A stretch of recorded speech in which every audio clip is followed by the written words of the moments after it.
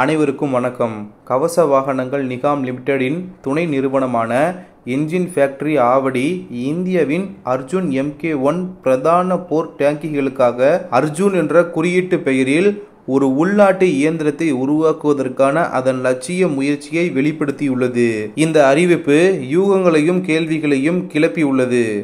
குறிப்பாக தற்போதுள்ள ஜெர்மனியில் தயாரிக்கப்பட்ட MTU 838 கா 501 என்ஜினுடன் தற்போது இந்த டேங்கிகளுக்கு சக்தி அளிக்கும் வகையில் உள்ள வெளிப்படையான ஒற்றுமை காரணமாக ஜெர்மன் உற்பத்தியாளரின் உற்பத்தியை நிறுத்தியதன் பிரதிபலிப்பாக இந்திய சிறு குறு மற்றும் நடுத்தர நிறுவனங்களுடன் இணைந்து MTU 838 என்ஜினை உள்ளூர் மயமாக்குவதில் EFA கவனம் செலுத்தியதாக முந்தைய அறிவிப்புகள் சுட்டிக்காட்டின.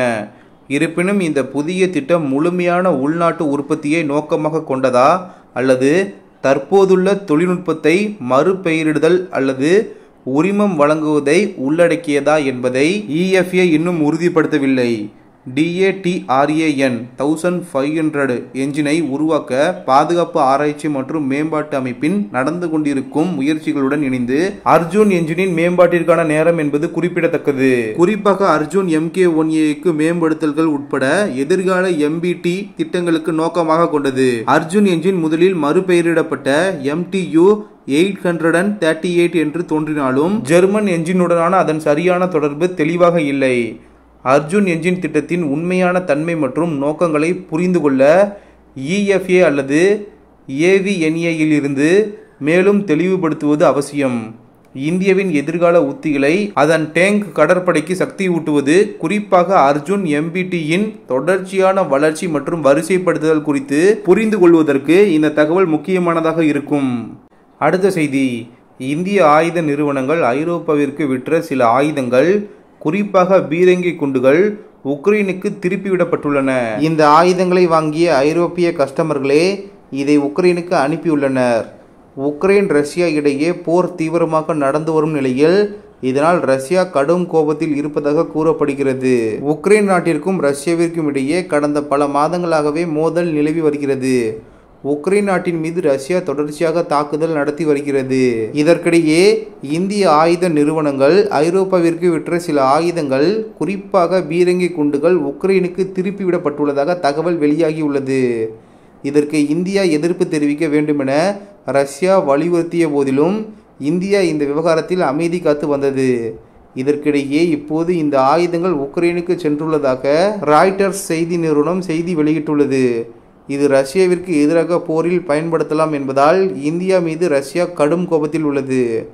ரஷ்யா தாக்குதலில் இருந்து தங்களை பாதுகாத்துக் கொள்ள உக்ரைனுக்கு அமெரிக்கா மற்றும் ஐரோப்பிய நாடுகள் ஆயுதங்களை வழங்கி வருகின்றன. கடந்த ஓராண்டாகவே இதை அவர்கள் செய்து வரும் சூழலில் இந்திய ஆயுதங்களை அனுப்பியுள்ளதே பேசுபொருளாகியுள்ளது.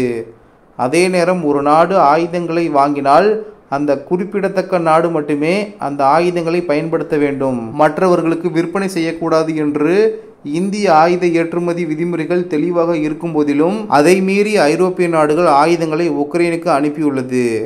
அதை சுட்டிக்காட்டியே ரஷ்யா தனது அதிருப்தியை பதிவு செய்துள்ளது. கடந்த சில ஆண்டுகளில் மட்டுமே குறைந்தபட்சம் 2 முறை அதிருப்தியை காட்டியுள்ளது.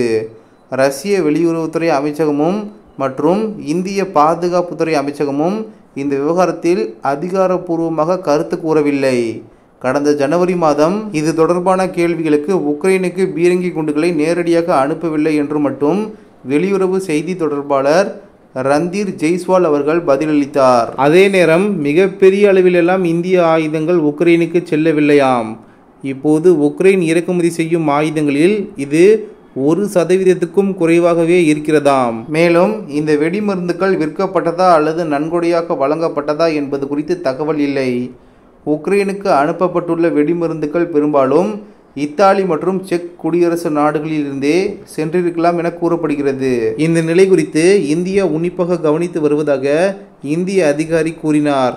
அதே நேரம் இதை நிறுத்தவோ அல்லது இதற்கு எதிர்ப்பு தெரிவிக்கவோ இந்தியா எந்த ஒரு நடவடிக்கையும் எடுக்கவில்லை என்றே அதிகாரிகள் கூறுகிறார்கள். இந்த விவகாரம் குறித்து உக்ரைன், இத்தாலி, ஸ்பெயின் மற்றும் செக் குடியரசு பாதுகாப்பு அமைச்சகங்களும் கருத்து கூற மறுத்துவிட்டன.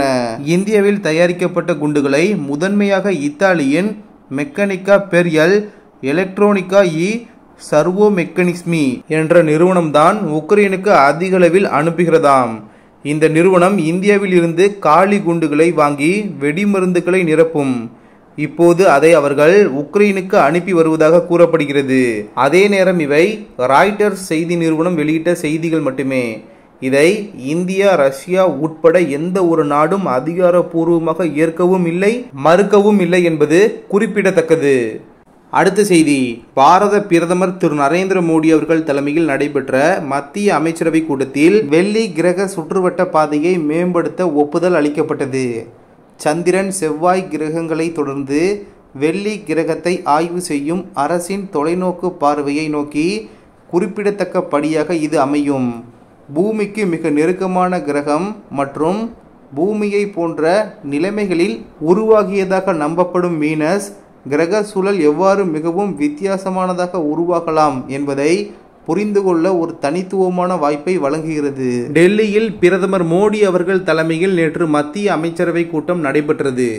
இந்த கூட்டத்தில் வெள்ளி கிரகத்தை ஆய்வு செய்யும் திட்டத்துக்கு ஒப்புதல் அளிக்கப்பட்டது. வெள்ளி கிரகத்தின் மேற்பரப்பு மற்றும் துணை மேற்பரப்பு, வளிமண்டல செயல்முறைகள் மற்றும் வெள்ளி வளிமண்டலத்தில் சூரியனின் தாக்கம் ஆகியவற்றை நன்கு புரிந்து கொள்வதற்காக விண்வெளி துறையால் நிறைவேற்றப்படவுள்ள வீனஸ் ஆர்பிட்டர் மிஷன் வெள்ளி கிரகத்தின் சுற்றுப்பாதையில் ஒரு அறிவியல் விண்கலத்தை சுற்றி வர செய்ய திட்டமிடப்பட்டுள்ளது. ஒரு காலத்தில் வாழக்கூடியது மற்றும் பூமிக்கு மிகவும் ஒத்ததாக நம்பப்படும் வீனஸின் மாற்றத்திற்கான அடிப்படை காரணங்களை பற்றிய ஆய்வு வீனஸ் மற்றும் பூமி ஆகிய சகோதர கிரகங்களின் பரிணாம வளர்ச்சியை புரிந்து கொள்வதில் விலை மதிப்பற்ற உதவியாக இருக்கும். விண்கலத்தை உருவாக்குவதற்கும் அதை செலுத்துவதற்கும் இஸ்ரோ பொறுப்பேற்கும்.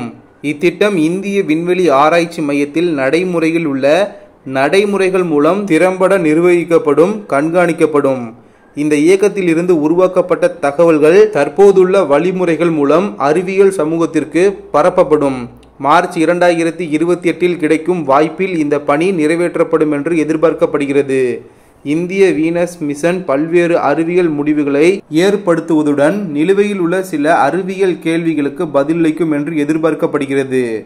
இந்த விண்கலம் மற்றும் செலுத்தும் வாகனம் பல்வேறு தொழிற்சாலைகள் மூலம் செயல்படுத்தப்படுவதால் பொருளாதாரத்தின் பிற துறைகளுக்கு அதிக அளவில் வேலைவாய்ப்புகள் மற்றும் தொழில்நுட்ப விரிவாக்கம் கிடைக்கும் என்று எதிர்பார்க்கப்படுகிறது. வீனஸ் ஆர்பிட்டர் மிஷனுக்காக ஒப்புதல் அளிக்கப்பட்ட மொத்த நிதி ரூபாய் 1236 கோடி ஆகும். இதில் ரூபாய் 824 கோடி விண்கலத்திற்காக செலவிடப்படும். இந்த செலவில் விண்கலத்தின் குறிப்பிட்ட பேலோடுகள் மற்றும் தொழில்நுட்ப கூறுகள், வழி செலுத்துதல் மற்றும் நெட்வொர்க்கிற்கான உலகளாவிய தரைநிலைய ஆதரவு செலவு மற்றும் செலுத்து வாகனத்தின் செலவு ஆகியவை அடங்கும். இந்த பணி எதிர்கால சுக்கிரன் உள்ளிட்ட கிரக பணிகளுக்கு இந்தியாவுக்கு உதவும். விண்கலம் மற்றும் செலுத்து வாகன மேம்பாட்டில் இந்திய தொழில்துறையின் குறிப்பிடத்தக்க ஈடுபாடு இருக்கும். பல்வேறு கல்வி நிறுவனங்களின் ஈடுபாடு மற்றும் வடிவமைப்பு, மேம்பாடு, சோதனை தரவு குறைப்பு, அளவு திருத்தம் போன்றவற்றை உள்ளடக்கிய செலுத்துதலுக்கு முந்தைய கட்டத்தில் மாணவர்களுக்கு பயிற்சி அளிக்கும் என்று எதிர்பார்க்கப்படுகிறது. இந்த இயக்கம் தனது தனித்துவமான கருவிகள் மூலம் இந்திய அறிவியல் சமூகத்திற்கு புதிய மற்றும் மதிப்புமிக்க அறிவியல் தரவுகளை வழங்குவதுடன் அதன் மூலம் வளர்ந்து வரும் மற்றும் புதுமையான வாய்ப்புகளை வழங்குகிறது. இந்த வீடியோ இன்ஃபர்மேட்டிவாக இருந்தால் சேனலை சப்ஸ்கிரைப் செய்து கொள்ளுங்கள். நன்றி. ஜெய் ஹிந்த்.